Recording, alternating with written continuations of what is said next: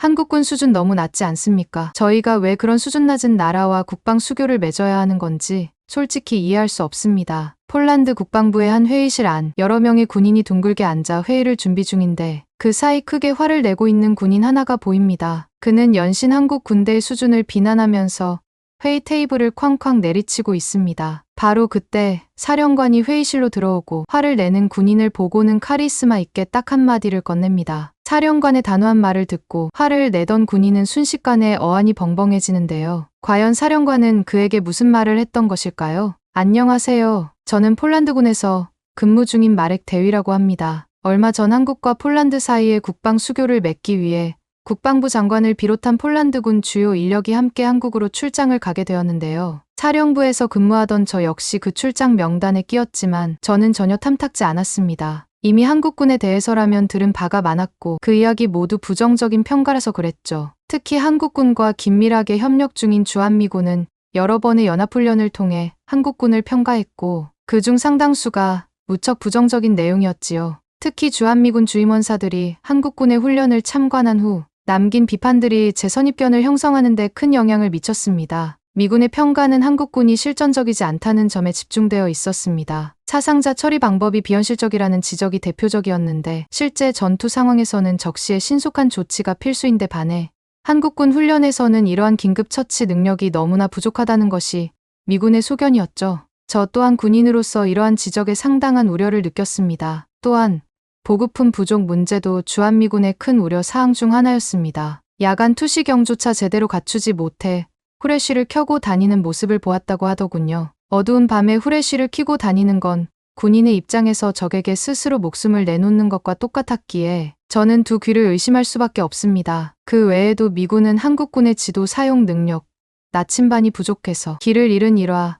전투 시 필요한 기본적인 장비와 기술조차 제대로 갖추지 못하고 있다는 평가를 수없이 나열하면서 한국군의 처참한 현실을 평가했습니다. 한국군은 직업이 아닌 징집 형태로 군대를 결성했고 실전 경험이 부족하기 때문에 이러한 문제들이 나타난다고 보았고 저도 그들의 평가에 동의할 수밖에 없었습니다. 이러한 미군의 평가가 결국 저희 선입견을 형성했고 사령관님이 주최한 한국 출장 관련 회의에서 저도 모르게 소리를 높여버린 것입니다. 마음에 안 드는 것이 있으면 우선 들이받고 보는 불같은 성격을 죽여보고자 군대에 입대한 것이었는데 우리나라의 국방력 자체를 저하시킬 수 있는 한국과의 수교는 도저히 참기 어려웠고 어쩌면 국방 비리가 끼어 있을지도 모르겠다는 의심까지 들었습니다. 물론 폴란드와 한국 국방 수교 외에도 다양한 목적을 가진 일정이 진행되고 이를 위해 각국의 군대 수뇌부가 참여하는 중요한 자리인지라 참석하지 않을 길은 없었습니다. 한 가지 야속한 점은 저와 오랫동안 근무하면서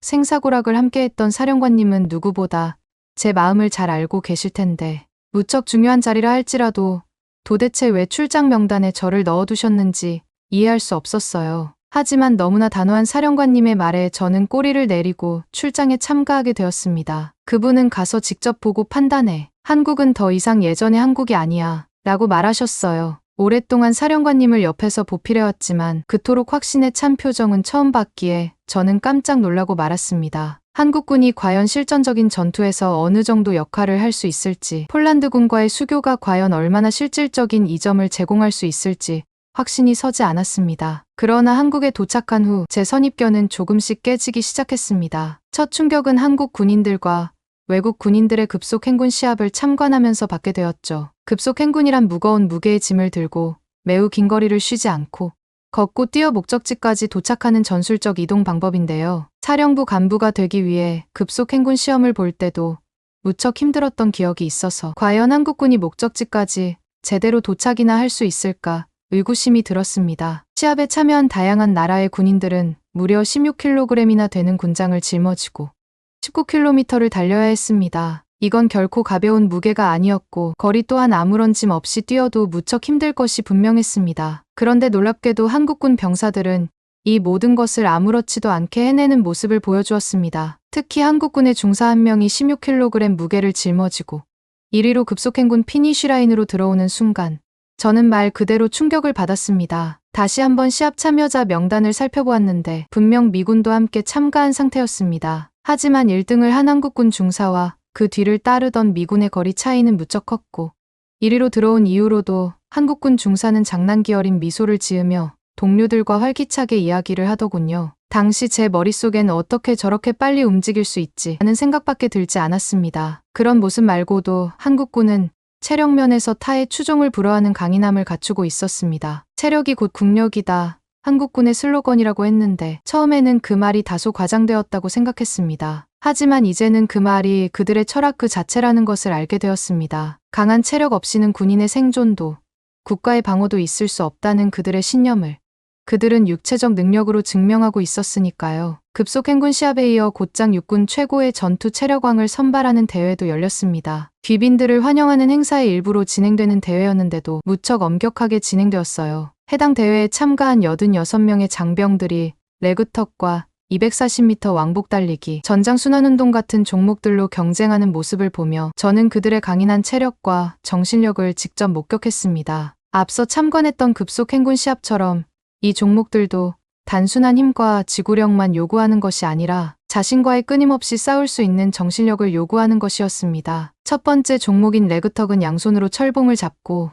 두 발을 공중에 띄운 상태에서 양 무릎이 팔꿈치에 닿을 때까지 반복하는 동작이었습니다. 상상만으로도 고통스러운 이 동작을 대회 참가한 병력들은 전부 10회, 20회, 심지어는 30회 이상 달성했고 그 누구도 포기하지 않았습니다. 또 다른 종목인 240m 왕복 달리기는 체력 소모가 특히 컸습니다. 단순히 달리는 것이 아니라 엎드렸다가 일어나고 전력으로 달리고 다시 엎드리는 동작을 반복해야 했습니다. 이 종목에서도 그들은 한치의 흐트러짐 없었고 가장 빠르게 코스를 끝낸 장병은 무려 1분 30초라는 대기록을 세웠죠. 그리고 저는 이 모습을 보며 한국군이 체력이 단지 훈련에서 비롯되는 것이 아니라 정신력과 유대감에서 비롯된 것임을 알았습니다. 대회장을 빙 둘러서 서 있는 한국군은 참가한 모든 인원을 응원했고 그 소리가 무척 우렁찼습니다. 게다가 이미 탈락한 장병들도 자기보다 앞선 장병을 시기하고 방해하는 것이 아니라 한 개만 더라고 말하면서 힘을 더해주려고 하더군요. 그 모습을 지켜보던 제 곁으로 사령관님이 다가오더니 어떻게 생각하냐고 물으셨죠. 저는 잠시 생각에 잠겨 한국군의 놀라운 응집력과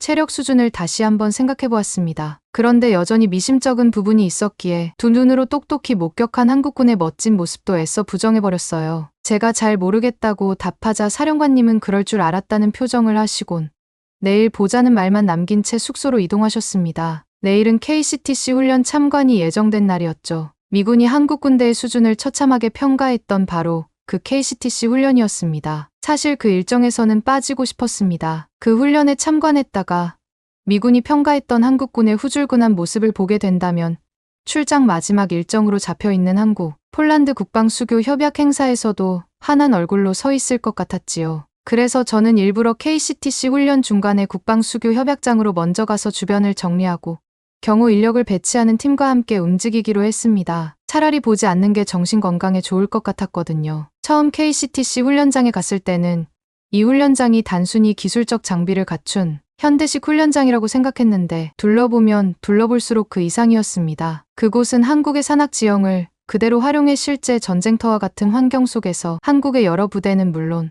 세계 각국의 군대가 전문대항군 연대인 정갈부대와 교전하며 전투 능력을 극대화할 수 있는 곳이었습니다. 이번 훈련에는 호주 군인들이 참여하기로 했는데요. 그들이 훈련장 내 전문적인 시설 안에서 총기 조준 장치를 조정하며 전투 준비를 마치는 모습도 볼 수 있었습니다. 실탄 없이도 마치 실전과 같은 환경에서 전투를 진행할 수 있는 기술이 도입되어 있었는데 이 장비는 마일즈라고 불렸죠. 총기에서 발사되는 레이저가 적의 몸에 닿으면 그 즉시 감지할 수 있는 기술력이었습니다. 훈련이 시작되자 훈련 참여 부대와 대항군 연대인 정갈부대 모두 산악 지역 곳곳으로 흩어졌습니다. 정갈부대는 실제 적군이 아니라 적군을 연기하며 작전을 펼치는 한국 군인들이었는데요. 총지휘실에서 지켜본 훈련 진행 상황은 정말 실전과 다를 바 없었습니다. 몇몇 부대가 빠르게 갱도로 접근해 총격전을 벌였고 수풀에 숨어 정갈부대를 상대하는 모습도 볼 수 있었어요. 그들은 나뭇가지 더미를 방패로 삼고 시야를 제한하는 연기 속에서 적의 위치를 파악하려 애쓰고 있었습니다. 그 모습을 하나하나 지켜보며 제가 놀란 부분은 KCTC 훈련장이 실제 전투와 무척 유사한 환경으로 조성되어 있다는 점이었습니다. 한국의 산악 지형은 험준하고 낮과 밤의 일교차가 너무나 혹독했습니다. 맨정신으로 작전을 진행하기에도 힘든 환경에서 한국 군인들은 첨단 과학 기술의 도움을 받아 몸으로 직접 전시 상황을 체험하며 실제 작전에서는 어떤 방식으로 전투해야 하는지 깨닫고 있던 것이죠. 저와 함께 훈련을 지켜보던 폴란드군 동료들은 이곳이야말로 세계에서 가장 혹독한 훈련장 중 하나일 거라고 말했습니다. 하지만 저는 쉽게 동의할 수 없었는데 그 이유는 실전 경험과 이런 훈련 자체가 무척 동떨어질 수밖에 없다는 것이었습니다. 사령관님도 한국군의 훈련 시설을 인정하는 말을 하길래 미군이 이 KCTC 훈련에 참여해 한국군을 평가한 내용을 읽어보기는 하셨냐고 쏘아붙였습니다. 그러자 사령관님은 너털웃음을 지으면서 제 어깨를 두드리더니 미군은 세계의 모든 군대를 그런 식으로 평가한다고 말하더군요. 사령관님은 실전 경험에서 큰 차이가 나기 때문에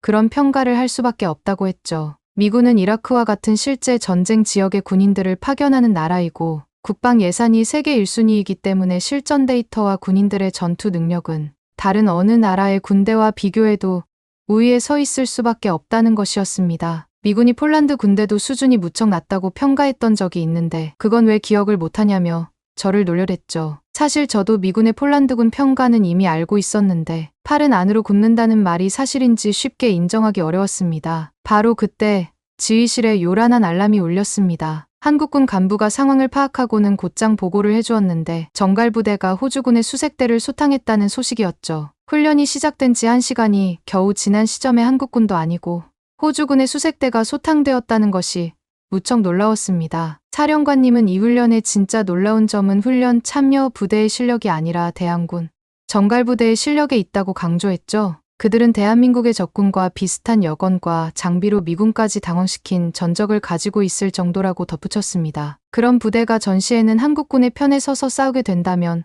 어떨 것 같냐고 질문하셨는데 저는 자존심 때문인지 쉽게 대답을 할 수 없었습니다. 적을 알면 전쟁에서 무조건 승리할 수밖에 없다는 것은 간부학교에서부터 몇 번이고 반복해서 들은 내용이었기 때문이죠. KCTC 대한군 연대는 훈련 종료 후 훈련 참여 부대에 그들의 기술과 지식을 넘어서 경험까지 공유하며 실제 전투에서 이 기술들을 어떻게 활용해야 할지 명확하게 알려주고 있다고 했습니다. 실질적인 적국과 마주하고 있지 않은 폴란드군에게는 적의 정보를 가장 내밀하게 알고 있는 컨설팅이 필요한 상태였습니다. KCTC는 한국군이 적군에 대한 대항력을 무척 효과적으로 키울 수 있는 훈련이었던 것이죠. 하지만 그럼에도 불구하고 저는 여전히 한국군을 의심할 수밖에 없었습니다. 마침 이동할 시간이 되어 사령관님보다 먼저 국방수교 협의장으로 이동하게 되었는데요. 제 의문점을 해결할 장면이 정말 벌어질 수 있을까 하는 의문 때문에 차를 타고 훈련장을 빠져나오는 도중에도 KCTC 훈련장을 살펴보았습니다. 그렇게 차를 타고 달려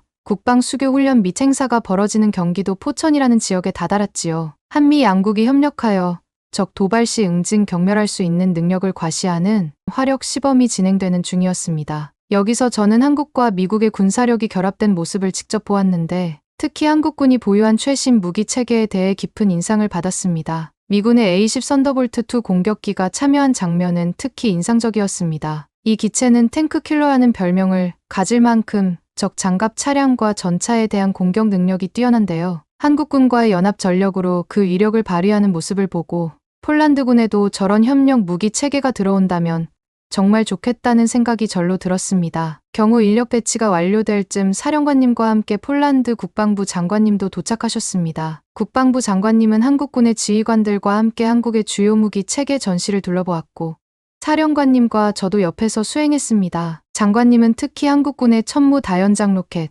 천궁이 지대공 미사일, 그리고 차륜형 장갑차에 관심을 보이셨는데 천무는 이미 세계적으로도 그 성능을 인정받은 다연장 로켓 시스템이며 이 시스템이 단순히 화력 지원에 그치지 않고 다수의 적을 한 번에 제압할 수 있는 강력한 능력을 가지고 있다는 점을 무척 인상적으로 여기셨습니다. 폴란드군 역시 비슷한 무기 체계를 운용하고 있지만 한국의 천무는 그보다 한층 더 발전된 형태라는 것을 저 또한 느낄 수 있었죠. 그리고 천궁이는 제가 처음 접한 지대공 미사일 체계였습니다. 폴란드군에서도 방공 체계가 중요하게 다뤄지지만 천궁이는 한국이 독자적으로 개발한 최신형 방공 무기로 유도 능력과 명중률에서 매우 뛰어난 성능을 보여줬습니다. 특히 적 항공기와 미사일을 효과적으로 방어할 수 있는 점에서 폴란드와 같은 유럽 국가들이 관심을 가져야 할 대상이었습니다. 이미 한국은 이 무기를 중동과 동남아시아 여러 국가에 수출하고 있다고 들었고 장관님도 우리 군에 이 무기를 도입하여 방공 능력을 강화해야 한다고 사령관들에게 지시하셨죠. 장관님께서 그렇게 말하시니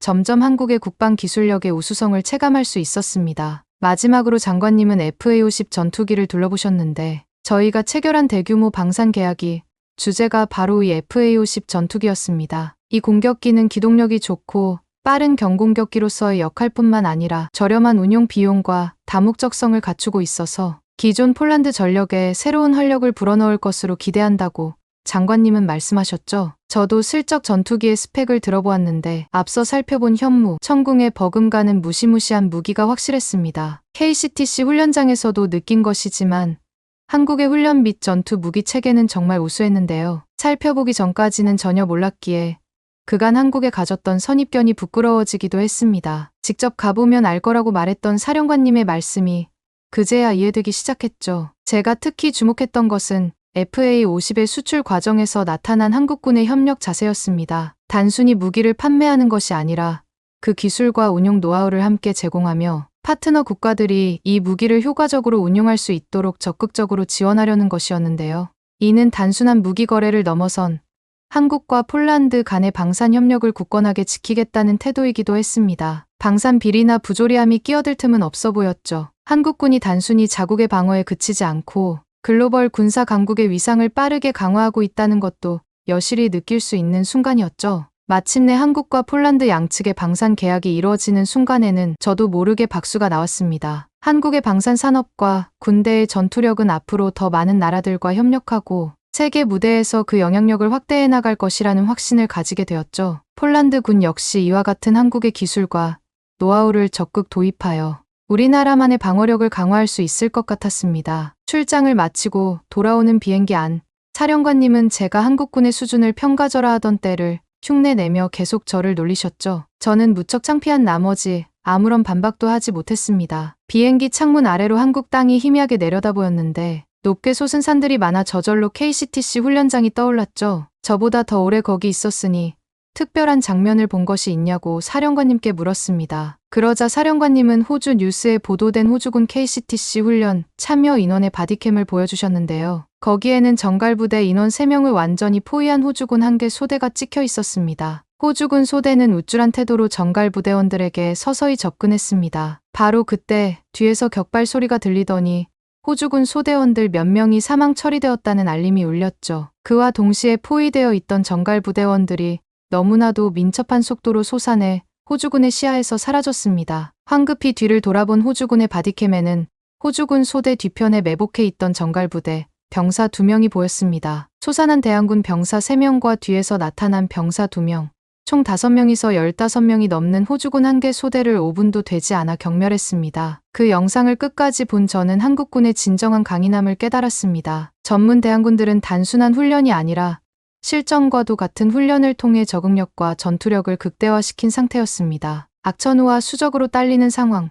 사방이 포위된 순간에서도 놀라운 전술적 대응 덕분에 상황을 타개할 수 있었죠. 이 과정에서 저는 한국군의 훈련 방식이 그들의 실전 감각을 얼마나 잘 키워왔는지 몸소 느꼈습니다. 그들은 첨단 장비에 의존하지 않고 자연 환경과 지형에 최적화된 전술을 펼쳤습니다. 험난한 산악 지형에서조차 매우 기민하게 움직였으며 상대의 시야 또한 제한되어서 매복과 소산에 잘 대응하지 못한다는 점을 이용했고 전투의 양상을 순식간에 뒤집어 버린 것이죠. 반면 호주군은 대항군의 낙후된 장비와 인원이 적다는 점에 방심한 나머지 고전을 면치 못했습니다. 장비에 대한 지나친 의존, 그리고 저처럼 한국군의 수준을 얕잡아 본 게 그들의 약점으로 작용했던 것이겠죠. 실제로 이번 KCTC 훈련에서 대부분의 호주군이 사망 처리될 때까지 정갈부대는 끈질기게 살아남아 호주군 주요 무기고 타격에 성공했다는 소식도 사령관님께서 알려주셨습니다. 적을 가장 잘 아는 부대를 우리 편으로 둔 군대, 그리고 세계와 협력하며 점점 더 기술력과 영향력을 넓히는 군대, 안으로는 내실을 쌓고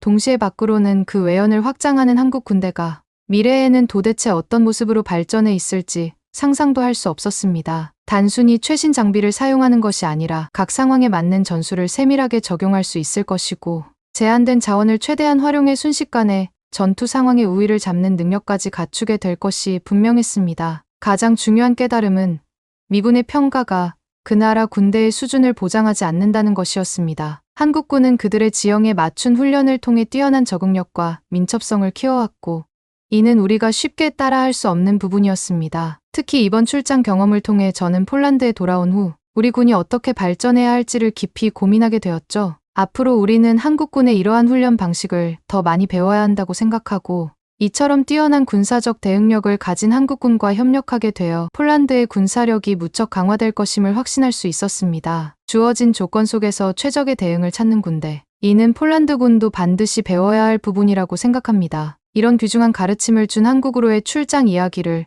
더 많은 분들과 나누고 싶었습니다. 앞으로도 한국군과의 교류와 긴밀한 협력을 통해 더 많은 것을 배우고 우리 폴란드군의 역량을 강화하는 데 기여하고자 합니다. 지금까지 제 이야기 들어주신 모든 분들께 감사 인사드립니다. 한국은 미개한 나라라며 교수님에게 따지고 있는 프랑스 여대생이 있습니다. 교수님은 안타깝게 바라보며 점점 가까이 다가오는데요. 교수님이 귓속말로 몇 마디를 속삭이자 프랑스 여대생의 몸은 얼음장처럼 굳어버리고 맙니다. 과연 무슨 이야기를 들은 걸까요? 안녕하세요.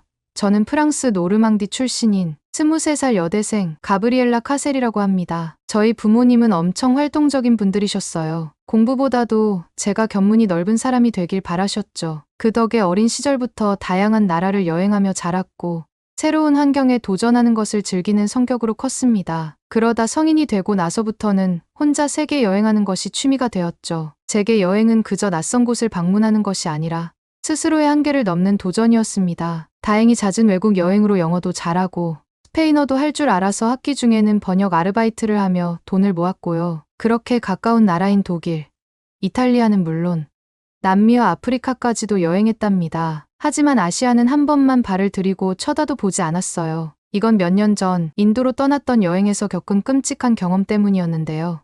트라우마처럼 저에게는 깊은 상처로 자리 잡았답니다. 한국 사람들도 인도 여행 잘 안 가다 최근에서야 간다면서요? 요즘 유튜버들이 세계 각국을 돌아다니는 걸 보여주다 보니 인도가 덜 위험해 보일 수는 있을 것 같긴 한데요. 제 경험을 빌리자면 인도는 정말 안 가는 게 맞습니다. 위험한 나라가 맞긴 하거든요. 유럽 사람들도 동남아는 가도 인도는 잘 안 가려고 할 정도거든요. 그런데도 제가 인도로 떠난 건 단순한 호기심 이상이었습니다. 어릴 적부터 아버지는 항상 이런 말씀을 하셨어요. 세상을 넓게 보지 않으면 결국 우물 안, 개구리로만 살다 죽는단다. 하지만 이렇게 사고방식이 열려있던 아버지도 아시아를 부정적으로 바라보는 편협한 생각을 갖고 계셨답니다. 아버지는 유독 동양 문화에 대해 깔보는 경향이 있었어요. 어릴 때부터 은연중에 느낄 수 있었거든요.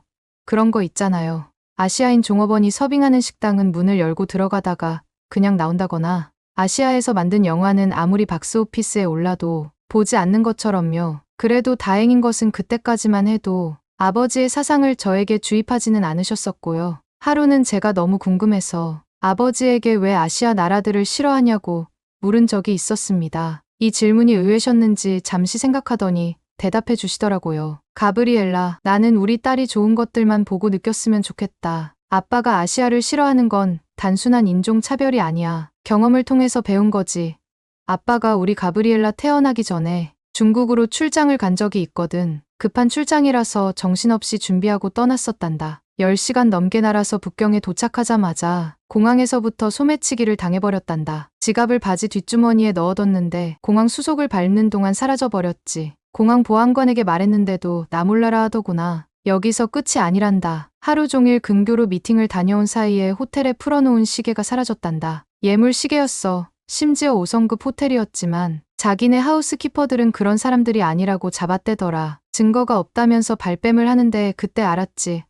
아시아 국가들은 상종하면 안 된다는 것을. 그런데 이야기를 들어보자니 중국은 양반이라고 하더구나. 인도에는 돈 벌려고 들어갔다가 다 잃고 나오는 곳이란다. 눈앞에서 물건을 훔쳐가고 뒤통수 치는 나라가 바로 인도라고 하더라고. 아무리 외세 자본이 들어와서 발전을 시켜줘도 아시아 나라들은 한계가 있단다. 가볼 생각은 꿈에도 꾸지 말거라. 이상하게도 아빠의 말을 듣고 나니 제 호기심이 더 커졌습니다. 여러분들도 아시죠? 원래 하지 말라고 하면 더 하고 싶은 거 있잖아요. 그리고 이 궁금증을 부채질한 것이 친구들이었습니다. 로라 파커는 학교에서 늘 인도에 대해 말했습니다. 시험 끝난 뒤에 학교에서 틀어준 호텔 뭄바이가 그렇게 재밌었나 봐요. 인도의 미스터리한 사원과 명상 문화에 대해 조잘조잘 떠들곤 했습니다. 그러면서 우리가 100번 다시 태어나도 인도의 고귀하고 깊은 문화를 이해할 수 없을 거라며 은근한 도전 심리를 자극했죠. 그렇게 제 머릿속을 맴돌던 인도에 대한 생각은 시간이 지날수록 점점 커져만 갔습니다. 그리고 방학이 다가오자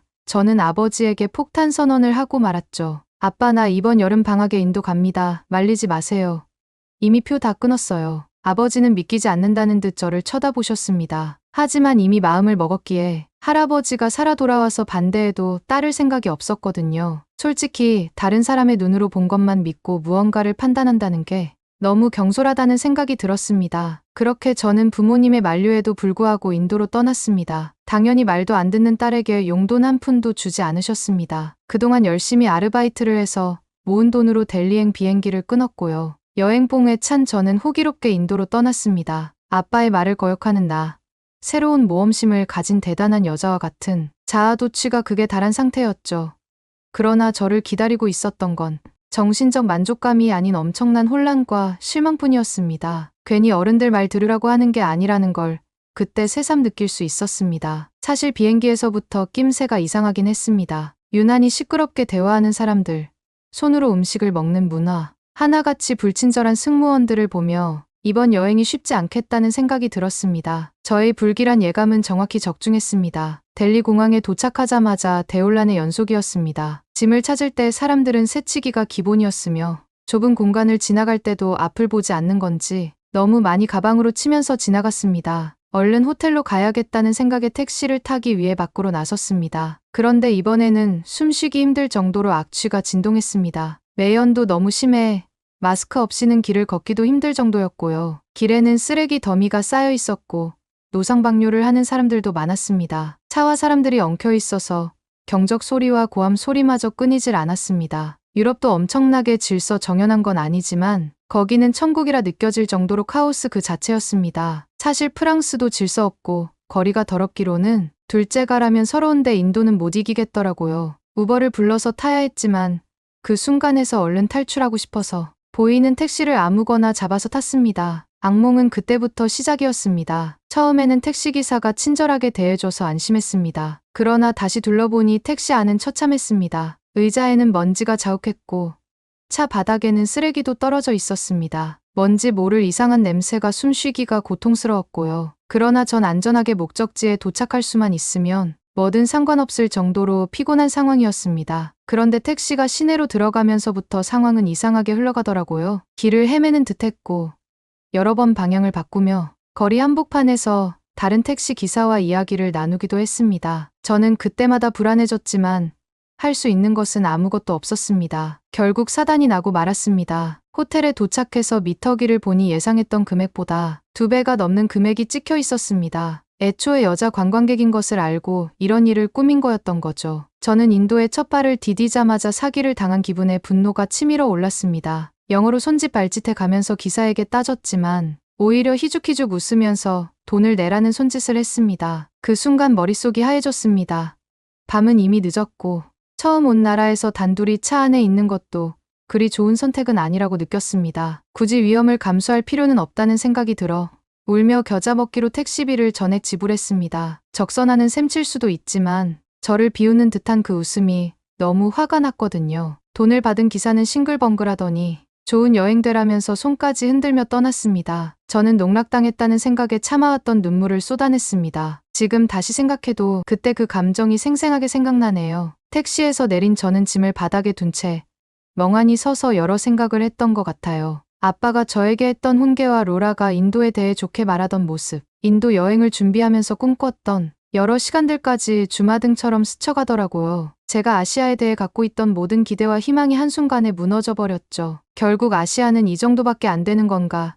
라는 생각이 머릿속을 떠나질 않았습니다. 그리고 이 일 때문에 제게 아시아 나라는 모두 같은 느낌일 거라는 잘못된 고정관념이 생기게 되었습니다. 이미 첫 단추를 잘못 끼웠기 때문에 남은 여행은 고통의 연속이었습니다. 하루빨리 인도에서 시간이 지나기만을 기다렸습니다. 델리 외곽 지역을 둘러보기 위해서는 택시를 타야만 했는데요. 하도 긴장하느라 목적지에 도착해서는 기진맥진하는 일이 계속 이어졌습니다. 그나마 현지 투어를 이용할 때는 서양인들과 버스를 타고 함께 이동하니 안심할 수 있어 다행이었지만요. 인도의 아름다운 유적지나 역사적인 장소들을 방문해도 이미 상해버린 기분은 좀처럼 나아지지 않았습니다. 그 이후 저는 아시아 여행에 대한 의욕이 완전히 꺾였고 다시는 아시아에 안 오겠다고 결심하게 되었습니다. 여행도 당분간 하지 않겠다고 다짐했고요. 이 결심이 3달이 안 가더라고요. 개벌은 남 못 준다더니 여행을 가고 싶어 좀이 쑤셔오기 시작했습니다. 역마살이 있는 저에게 프랑스는 너무 좁게 느껴졌습니다.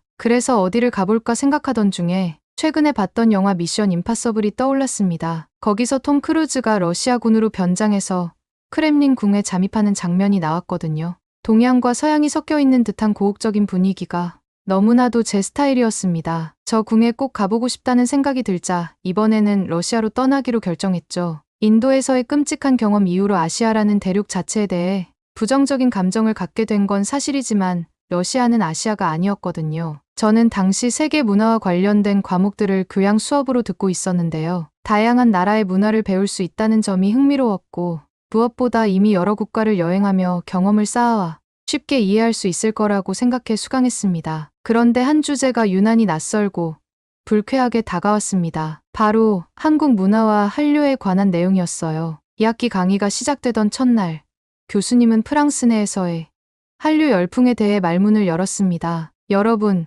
요즘 프랑스에서 K-팝이 얼마나 인기가 많은지 아시나요? 파리 시내에서 열리는 K-팝 콘서트는 언제나 매진입니다. 그리고 K-드라마나 영화도 많은 프랑스 사람들이 보고 있죠. 한국 영화는 칸 영화제에서도 크게 주목받고 있습니다. 교수님의 열정적인 설명에 학생들은 고개를 끄덕이며 흥미로워하는 눈치였습니다. 하지만 저는 그 모든 것이 언짢았어요. 솔직히 말해 거슬렸다는 표현이 맞겠네요. 한류라는 단어가 너무 우습고 불편하게 다가오는 거 있죠? 문화 대국으로 따지자면 프랑스를 따라올 나라가 없습니다. 문화적 자부심이 강한 프랑스에서 동양의 작은 나라의 문화가 이렇게 인기인지 이해할 수 없었죠. 그러면서 프랑스 사람들의 요즘 수준이 이렇게까지 낮아졌단 말이야?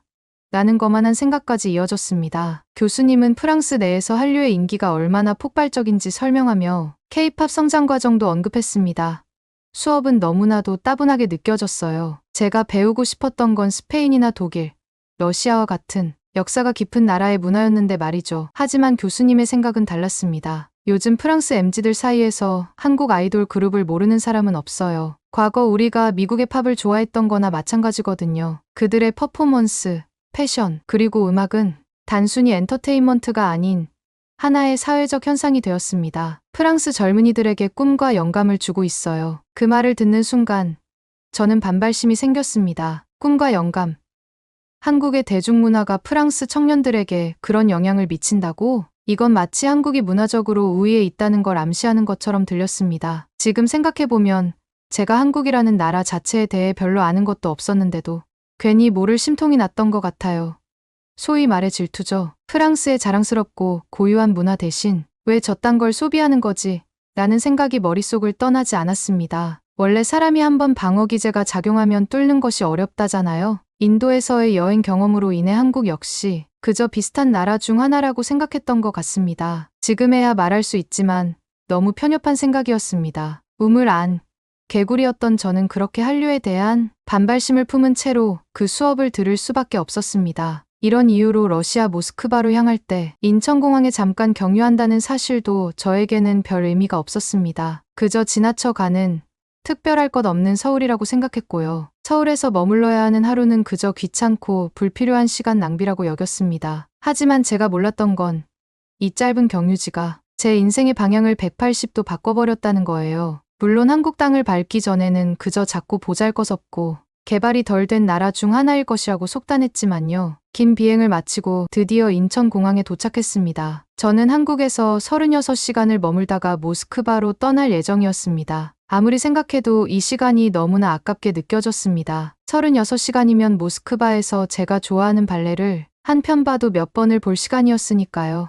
그래도 돈이 없는 저로서는 직항을 타기에는 부담스러웠고 결국 끔찍하게도 싫어하는 아시아 국가에서 하루 머무는 선택을 하게 된 거죠. 저는 항공사에서 연계해준 호텔로 짐을 챙겨 향했습니다. 비행 내내 소란스럽던 중국인 승객들 덕분에 기분이 상한 상태였고 하루가 얼른 지나갔으면 좋겠다는 마음뿐이었습니다. 하지만 제가 호텔에 도착한 순간 제가 그동안 갖고 있던 한국에 대한 적대감이 잘못됐을 수도 있겠다는 생각이 들기 시작했습니다. 우선 세계 그 어느 나라를 가더라도 받지 못했던 환대를 한국의 4성급 호텔 프런트 직원으로부터 받았습니다. 여러분, 제가 잘못 말한 거 아닙니다. 5성급 아니라 정확히 4성급 비즈니스 호텔이었어요. 그 직원은 제가 프랑스 사람인 걸 알자 불어로 먼저 인사를 건넨 뒤 영어로 안내해도 되겠냐고 친절하게 묻더라고요. 솔직히 해외 호텔을 다녀보면 서양인처럼 보이면 다짜고짜 영어부터 하는 게 일상이거든요. 그런데 한국의 호텔은 이전부터 차이를 보였습니다. 저는 긴장했던 표정이 바로 풀어지면서 좋다고 했습니다. 프런트 직원은 제가 묵게 될 호실과 호텔 이용 방식 등 아주 세세하게 말해주더라고요. 특히 주변 맛집을 알려주면서 가성비가 좋은 곳을 추천해 주기도 했습니다. 제가 그동안 경험해본 다른 나라에서는 좀처럼 보기 어려운 배려심을 느꼈습니다. 흔히 프랑스를 포함한 다른 나라 장사꾼들은 다 한 통속이라서 비싼 곳을 추천하는 것이 일반적이거든요. 그런데 여기서는 오히려 손님을 위해 주는 모습에 깊은 감동을 받았습니다. 처음에는 그냥 호텔에 머물 생각이었습니다. 헬스장이나 가고 수영이나 하며 시간을 때울 계획이었죠. 그런데 호텔 프런트 직원의 행동을 보니까 이 나라에 대해서 더 궁금해지더라고요. 그리고 교수님이 말하셨던 한류의 근거지에 온 거니까 교수님의 가르침이 맞는지 확인해 보기로 했습니다. 짐을 간단하게 풀고 편한 옷으로 갈아입은 뒤에 서울 시내로 나가보기로 했습니다. 제가 도전적인 성격이라고 했잖아요. 그래서 인도에서 눈탱이 맞았던 택시를 타보기로 했습니다. 인도에서 겪었던 경험이 다시 떠올라 불안한 마음이 들었지만 한국에서는 어떻게 다른지 꼭 확인해보고 싶었습니다. 사실 이 관문을 통과해야 한국에 대한 심리적인 경계가 허물어질 것 같았거든요. 저는 호텔 직원에게 택시를 어떻게 타야 하냐 물었습니다. 원래는 카카오 택시를 불러서 타지만 호텔 앞에 대기하고 있는 택시가 있으니 그걸 타라고 권해주더라고요. 저는 떨리는 마음으로 로비에서 밖으로 나갔고 벨보이가 문을 열어준 택시 뒷자리에 앉게 되었습니다. 기사 아저씨는 푸근한 분이셨어요. 짧은 영어로 웨어류 프롬을 물으며 반갑다고 하시더라고요. 한국에 와줘서 고맙다는 말도 잊지 않으셨습니다. 문득 한국 사람들이 참 다정하고 정이 많다는 생각이 들었습니다. 한국에 와서 2명의 사람과 대화를 했는데 둘 다 친절한 걸 보니 앞으로의 여행도 평온할 거란 생각이 들었습니다. 게다가 인도 택시와 달리 엄청 청결했어요. 냄새도 좋고 바닥에 뭐가 떨어진 것도 없더라고요. 조수석 뒤에 붙어있는 스티커에는 도움이 필요하면 언제든 연락하세요라고 붙은 영어 스티커도 인상 깊었습니다. 창밖을 보며 구경하다 보니 순식간에 명동에 도착했습니다. 떨리는 마음으로 저는 미터기를 확인했습니다. 다행스럽게도 네이버 지도에서 예상했던 금액보다 미터기에 찍혀있는 요금이 더 적었습니다. 아시아 국가에서 눈탱이 맞았다는 트라우마를 드디어 극복하게 된 순간이었죠. 저는 아저씨에게 감사 인사를 전하고 가벼운 발걸음으로 을지로 입구역 근처에서부터 명동 투어를 시작했습니다. 명동에는 엄청나게 많은 길거리 음식들이 있었어요. 탕후루, 닭꼬치, 핫도그, 소떡소떡까지. 모두 다 맛있어 보여서 고르는 게 너무 힘들었습니다. 제가 사는 파리에는 길거리 음식이 잘 없습니다. 대부분 식당에 가서 먹거든요.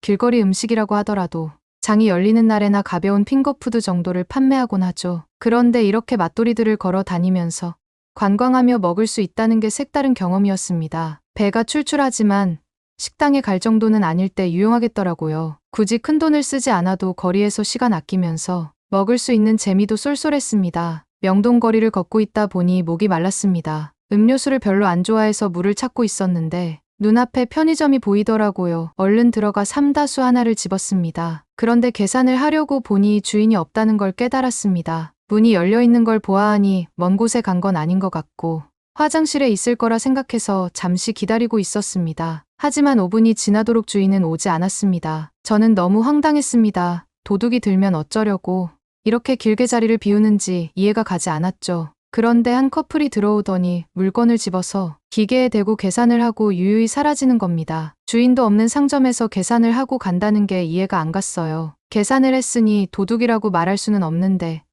사실 계산에 착오가 생길 수도 있는 거고 일부러 돈을 덜 낼 수도 있겠다는 생각이 들더라고요. 아무리 바빠도 그렇지 계산마저 초스피드로 하는 한국 사람들을 보고 참 성질이 급하구나 싶었어요. 그런데 그 다음에 온 고등학생도 과자를 몇 개 집어들더니 계산을 하고 상점을 나가려고 했습니다. 제가 한참을 갸우뚱하고 있자 그 고등학생이 먼저 말을 걸어왔습니다. 근처 외국어 고등학교에 다니는 학생이라면서 어느 나라에서 왔냐고 물었습니다. 영어가 되는 친구라 안도의 한숨을 쉬고 프랑스에서 왔다고 하니까 그때부터 유창한 불어를 선보였습니다. 알고 봤더니 한국의 외고에서는 전공을 택할 수 있다면서요? 이 친구가 공부하는 게 불어라서 원어민처럼 대화가 가능했던 거죠. 그래서 전 이게 도대체 무슨 일이냐고, 왜 사람들이 들어와서 주인도 없는데 계산을 하고 나가냐고 물었습니다. 외고생은 방긋 웃더니 여기는 무인점포라고 하더라고요. 주인이 없는 상점이라 자신이 원하는 물건을 계산하고 나가면 된다고 설명했죠.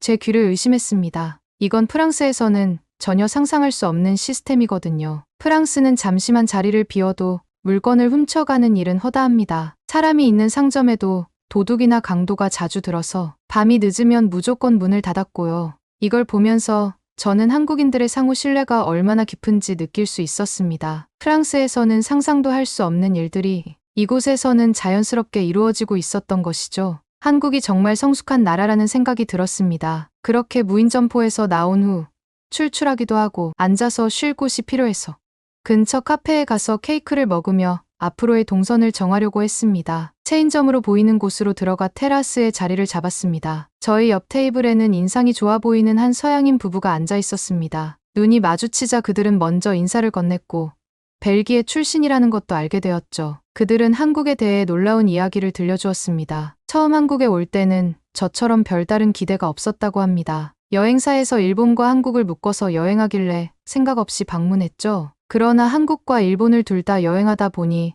너무나도 비교가 많이 됐다고 합니다. 한국인들만의 특유의 환대와 정, 그리고 친절하고 다정한 응대 때문에 한국의 매력에 빠질 수밖에 없었고요. 결국 1년도 되지 않아서 다시 한국을 찾아 한 달 살기를 하고 있다고 전했습니다. 두 분의 이야기를 들으니 저는 점점 한국이 후진국이라는 고정관념이 너무나도 잘못됐었다는 걸 반성하기 시작했습니다. 그날 이후 제 계획은 완전히 달라졌습니다. 저는 당장 모스크바로 가는 표를 취소할 수 있는지 항공사에 문의했습니다. 다행히 위약금을 내면 공항에 있는 제 캐리어를 찾을 수 있다고 하더라고요. 그래서 전 1초의 망설임도 없이 한국에서 더 지내겠다고 말했습니다. 저는 10일간 머물며 방방곡곡을 돌아다녔습니다. 고척 야구장에 가서 치맥을 먹기도 하고 북한산에 올라 맑은 공기도 마셨습니다. 또 저녁에는 홍대 거리를 찾아 맥주도 한 잔 기울였고 페이스북 그룹에서 투어를 찾아서 하루는 DMZ도 방문했죠. 그때마다 마주친 한국인들은 모두 친절했고